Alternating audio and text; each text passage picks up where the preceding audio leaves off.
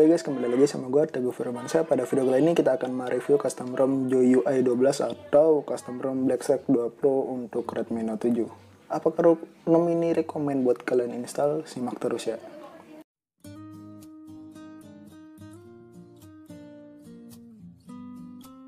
Nah oke, sebenarnya ROM ini tuh sama aja kayak custom ROM MIUI 12. Tapi yang bedain di ROM ini adalah dia ada yang bernama fitur yang di JOYUI 12 itu yang bernama Stack Space. Kalian bisa lihat di sini, tapi nanti kita bahasnya di pertengahan video. Kita akan fokus ke bugnya dulu dari ROM ini. Buat kalian yang pertama nanyain, Bang, bahasa Indonesianya ada gak sih di ROM ini? Oke, di sini gue akan jawab.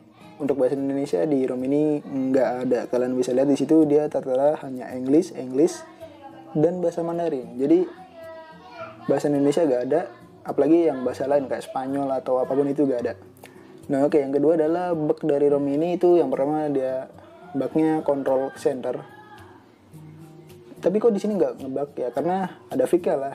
Nah, oke, untuk fix-nya adalah kalian tinggal aktifin aja opsi pengembang. Caranya gimana? Caranya kalian pergi ke My Device, setelah itu kalian pilih all spec, kalian tap yang build number hingga 5 kali kalau salah. Nanti akan muncul opsi pengembang di bagian additional setting.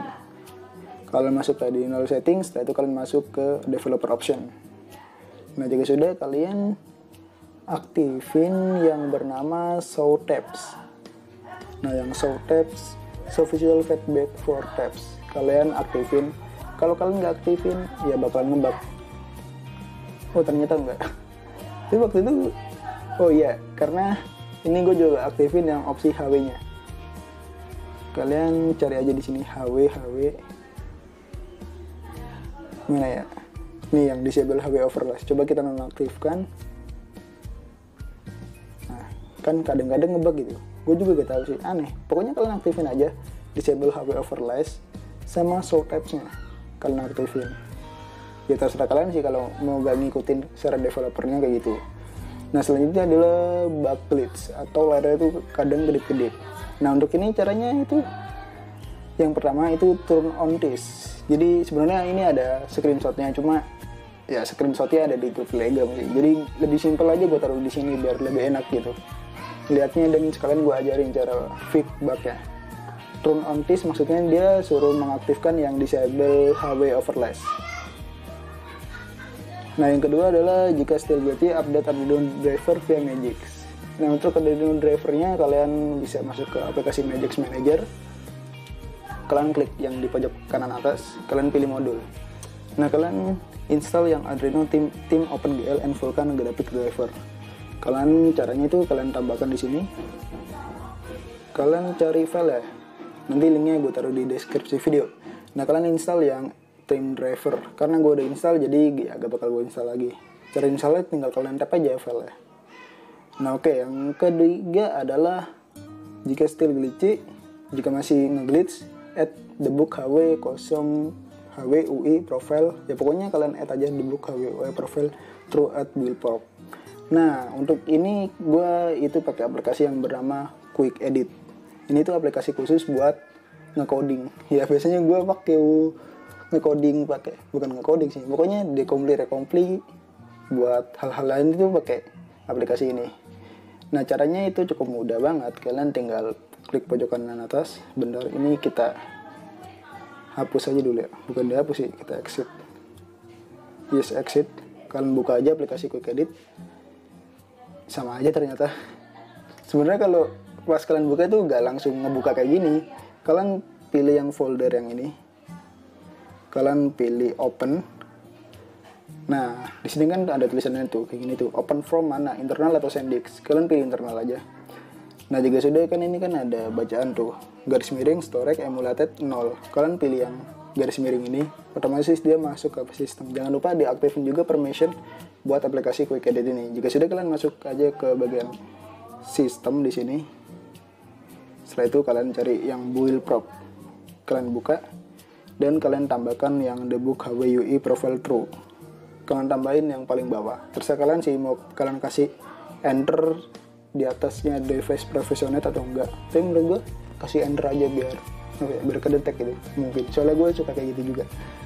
Nah jika sudah kalian pilih yang di sini, kalian pilih save, karena ini gue gak melakukan perubahan apapun, gak ada pilihannya. Mungkin di sini gue akan hapus aja.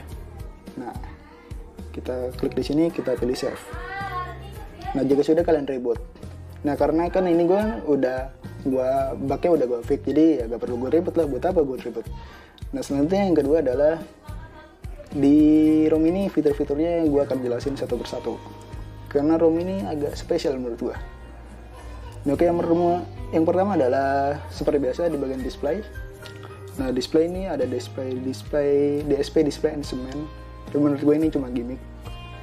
Gue offin semua soalnya gak ngaruh apapun gitu.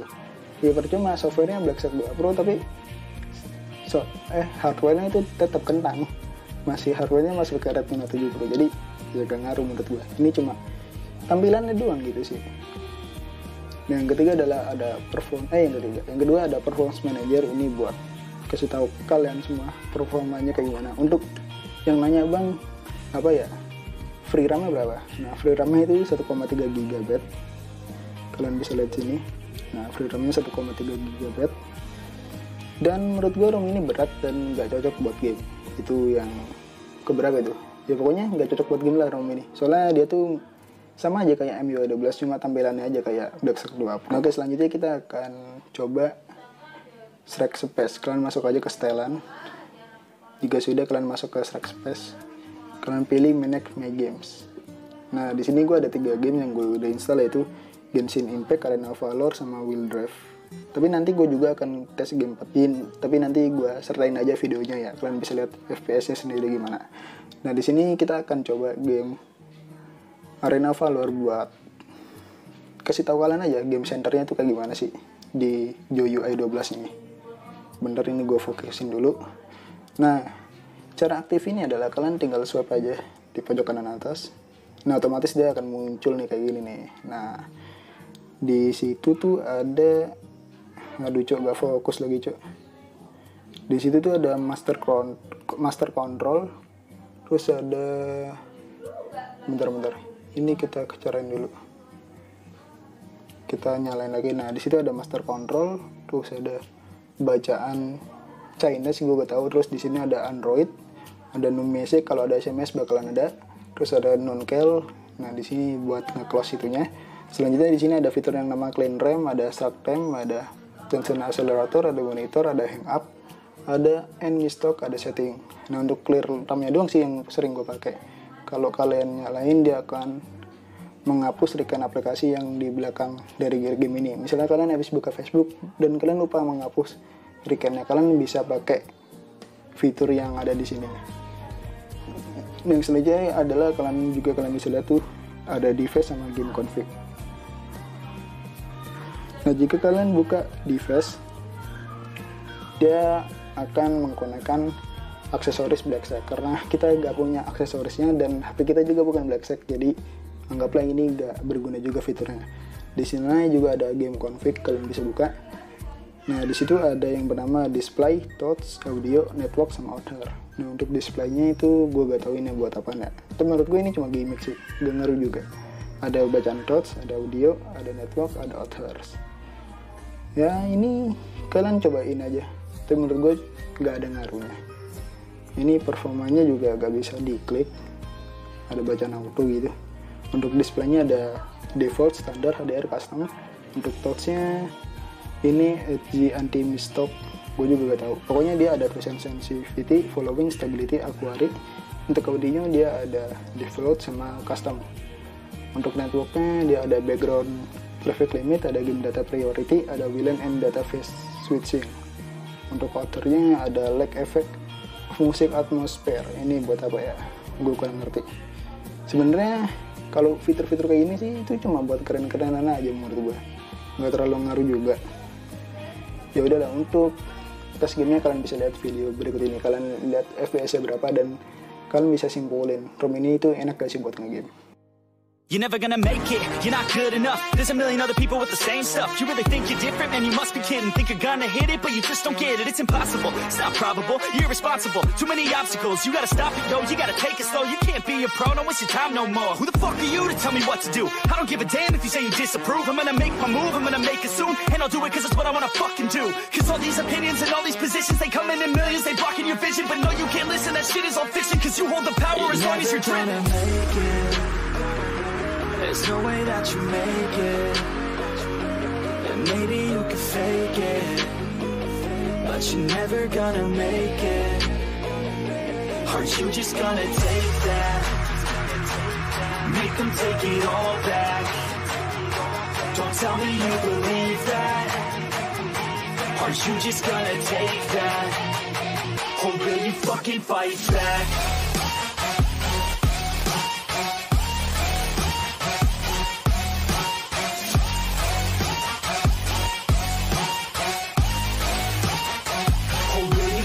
Fight back.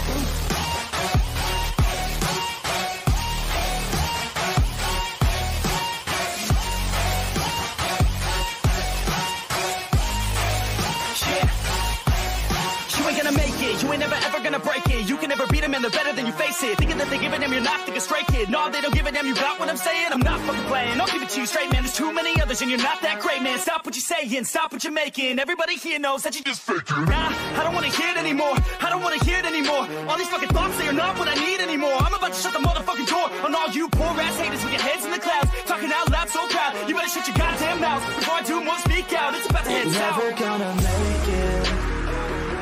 There's no way that you make it. And maybe you can fake it, but you're never gonna make it. Aren't you just gonna take that? Make them take it all back. Don't tell me you believe that. Aren't you just gonna take that? Or will you fucking fight back?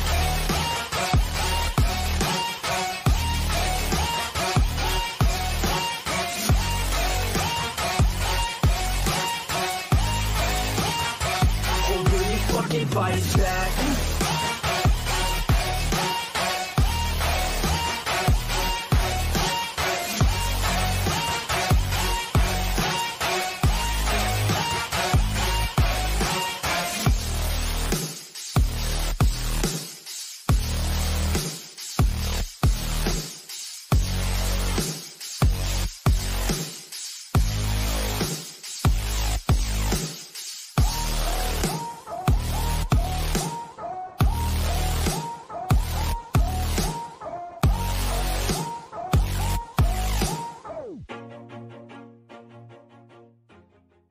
Nah, oke, selanjutnya adalah kita akan coba tes performanya pakai CPU throttling test. Di sini yang seperti kalian lihat, gue gak pakai modul apapun dan kernelnya sendiri masih standar bawaan dari custom Yoyo 12, yaitu dia pakai kernel Predator Stormbaker yang berapa ya? Versi 8-an kalau gak salah.